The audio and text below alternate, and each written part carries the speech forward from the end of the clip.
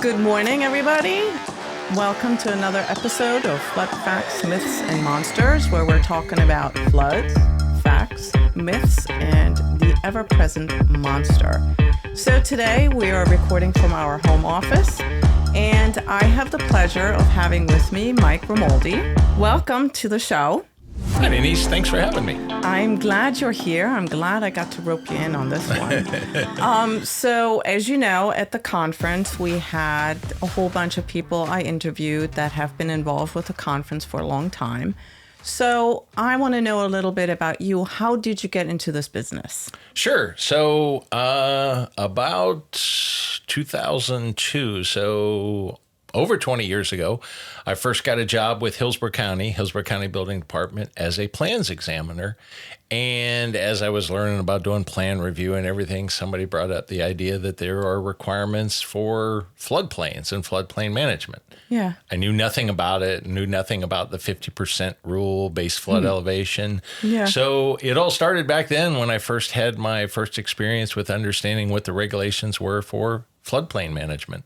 Gotcha. Okay. So, and then when did you get your CFM? It was after that. I think it was around 2011 or so, Oh, because I okay. had left the county. I went back into the private sector. I'm a building contractor as well, so I've always had a contractor's license in the state of Florida. And then around 2011, I was working for another firm, and they said, "Hey, you should go get your floodplain manager's certification. It could be helpful." Oh, nice. And then now you do... So now I work in the private sector once again as a building code expert. So okay. most of my work is done in interpreting building codes as well as floodplain management items. I handle a lot of cases that involve the FEMA 50% rule. Oh, that's very good to know. So a lot of the questions I answer are from insurance adjusters, attorneys, and the like. And you know how they are. They're the typical questions that say, is this new? When did this start being adopted? The question I like the best is this only being enforced in X county? Right. Whether it's Hillsborough County, Polk County, Brevard County, some folks think it's county or countywide. And I say, actually, it's a federal policy and it's being enforced nationwide. That's very interesting because I know some communities, when they come across the 50% rule, they argue with the floodplain administrator about saying, no, this is not 50%, because they still don't understand the difference between market value from a real estate perspective versus market value, how the CFM has to look at it when we determine 50% rule. So you still get the private appraisals that they do for lending purposes, where you have all the beautiful homes and the prices include the land, all the pool and all this other lovely stuff. And they tell you, no, this is wrong. This is the one you have to use. And of course, when you use that, 90% of the time, it doesn't meet the 50% rule. It's, sure enough, we don't have to improve. We don't have to elevate the house or meet the new codes. We can do as is. So I bet you come across that quite a bit, I would imagine. You come across the discrepancy in what can be used for value and whether it includes the land or not, which, as you know, it does not. But a lot of people don't understand that. Also, there's some confusion. Well, to start at the beginning, there's a lot of confusion about when it's applied. And, we always tell people it's those three basic things. It has to be in the special flood hazard area. The floor has to be below base flood elevation, and the amount to do the work is greater than 50%. Some people are even confused to that. I've had numerous people say, well, this property is going to have to conform, and I'll look it up and it's in the X zone. I'm like, no, it doesn't. And then just like you alluded to earlier, the other problem is some people think that this means everything in the house needs to be brought up to code. Right. So we have people saying, oh, we're going to have to put a new roof on, new windows. I'm like, no. The code of specifics is for the flood provisions. Right. So it doesn't require a new roof, new windows, new doors. Yeah. Now, if it was damaged, obviously it's being replaced. Sure. But so there's a lot of confusion. And a lot of the confusion comes from homeowners, but then some of the confusion comes from the insurance adjusters, the attorneys that are working on it, and then some people expound on that confusion to get what they want. And a lot of it, you just have to sort out and say, well, no, that's not a code requirement, or that's not an NFIP requirement. You're kind of adding too much to the rules, or you're kind of not following the rules. Yeah. Yeah, no, that's true. It's very interesting, and I think it's very important for people to know that and be educated on it. And that brings me to FFMA. Obviously, the two of us are members, and you have been involved in the Florida Floodplain Managers Association for many years, and you've gone to a lot of conferences. How many conferences have you gone to? Oh, it's been back since, I guess, about 2010. So okay. I missed a few here and there along the way, but I've probably been at least to 10, 12 of them maybe. Yeah. So, yeah, it's been a number of them. It's been a number of them. So which one stands out the most to you? That's a hard question, because some of them stand out from location. Some of them stand out from, what you're doing. That I always end up presenting at one of them, presenting at least one session in all of them. So the last one was really good. And I thought the last one in Sandestin might be hard to beat. Yeah. They've always been kind of good. Sometimes I rate them on how easy it is to park there, because if you're not staying overnight, sometimes, we've been to those ones where you get there at 9 in the morning and there's not enough parking spaces, and you're like, what am I going to do now? So, and that's a terrible way to rate a conference. Well, but you got a good point there. Especially if I wasn't staying overnight and I was driving, I would think, wow, I need to leave my house at like 6 in the morning so I get there to get a good space. Yeah, exactly. But, I've never had a bad experience of any of them, though, parking aside. But they've all been kind of fun and enjoyable. And I think the last one might have been one of the better ones that I've attended. Oh, that's good. Yeah, I did have a lot of fun at the last one.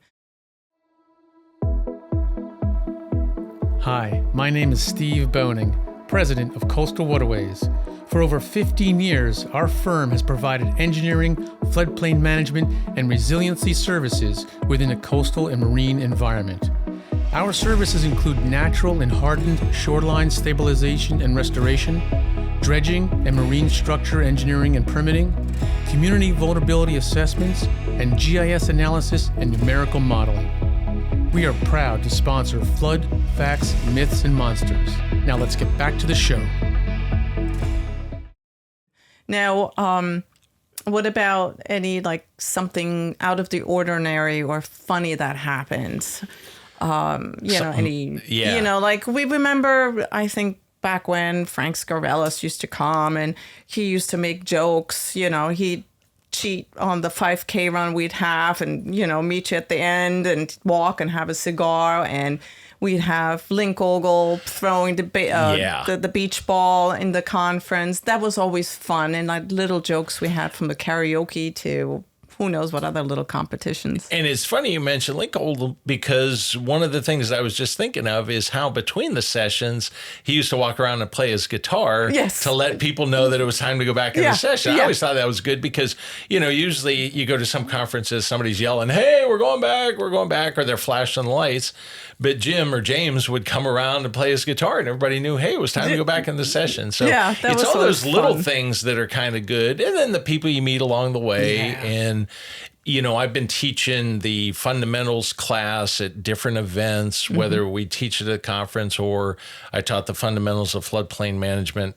Wow, for years. Yeah. And what's really cool is when you go to the conference and you see somebody and they're like, hey, I passed my CFM exam, I remember being in your class. So those are kind of fun. Just, you didn't lead to that person passing, but if what you taught in your class was helpful to them, it makes you feel good about teaching it. Oh, definitely. And it shows how valuable the education part is that we provide at the FFMA. Oh, yeah. Yeah, absolutely. I mean, between providing it at the conference and just our day-to-day education program, I think it's really good because, like I mentioned, I've taught the various classes at not just the conference, but elsewhere.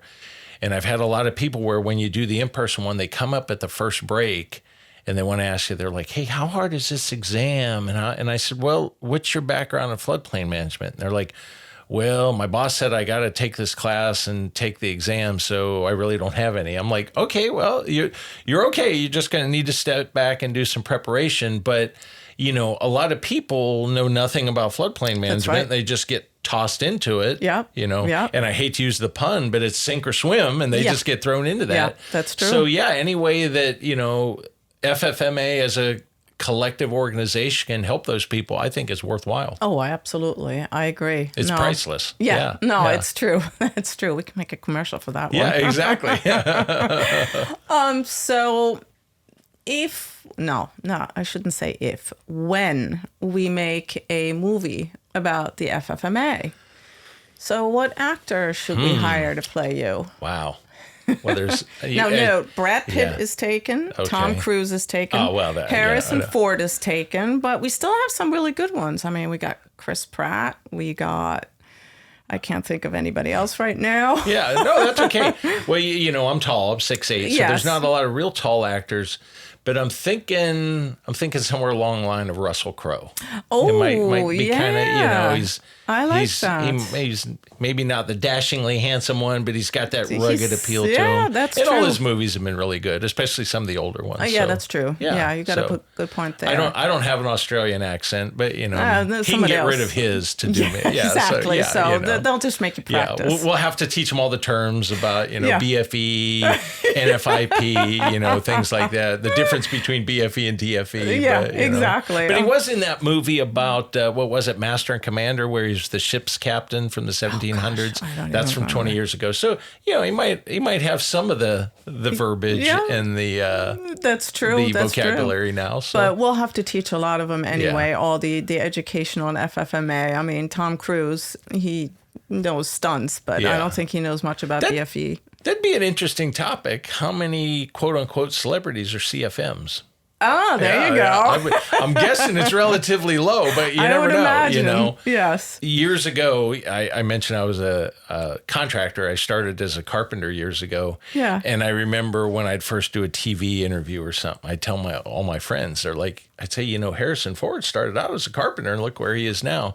And all my friends would say, well, you just better keep swinging that hammer. And I was like, oh, okay, thanks. I'm not offended by that or anything. But and here I am 35 years later. And you're doing... still swinging a hammer. I'm doing interviews, but Hollywood hasn't called yet. But we can keep on trying. You never know.